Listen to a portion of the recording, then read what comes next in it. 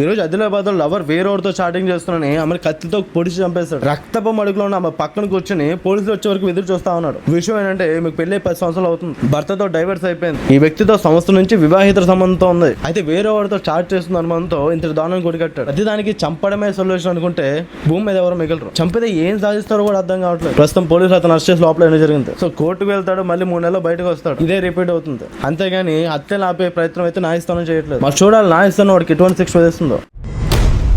తమిళనాడులో కస్టడీకి తీసుకెళ్తున్న ఒక దొంగ పోలీసు నుంచి తప్పించుకుని పారిపోయాడు. దగ్గరలో 1000 అడుగులు కొండపైకి ఎక్కాడు. పోలీసులు పట్టుకోవడానికి వెళ్ళినప్పుడు దారిలో ఇరుక్కుపోయారు.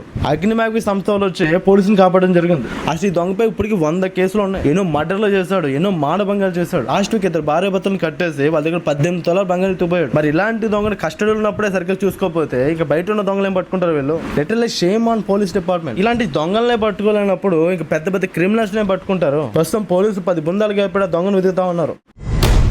ఈ రోజు ఢిల్లీలో ఒక బస్సు డ్రైవర్ పై ఒక కారులో వెళ్తున్న వ్యక్తి దారుణంగా కొట్టి చంపేశారు. విషయం ఏంటంటే అతను హార్న్ కొట్టాడని అతనితో గొడవ పెట్టుకున్నాడు. మాట పెరిగి అక్కడికక్కడ దారుణంగా కొట్టి చంపేశారు. ఆ గొడవ ఆపే ప్రయత్నం చేస్తున్న వ్యక్తిని కూడా ఈ నలుగురు తీవ్ర గాయాలు చేశారు. రోజుకి పంతానికి పోయి మనిషి ప్రాణం తీయడంలో ఎటువంటి ఆలోచన చేయట్లేదు. కనీసం జాలి దయ కూడా ఉండట్లేదు. ఒక మనిషిని చంపి పంతం సాధిస్తా ఉన్నారు. ప్రస్తుతం పోలీసులు ఒక వ్యక్తిని అరెస్ట్ చేశారు. 3 పరారీలో ఉన్నారు. నిజంగా ఇలా నా కొడుకుల్ని తొక్క తీసేయాలి. ప్రాణం విలువ ఏంటో తెలిసేలా చేయాలి. మరి చూడాలి ఆ వ్యక్తికి ఏ విధంగా న్యాయం చేస్తారు.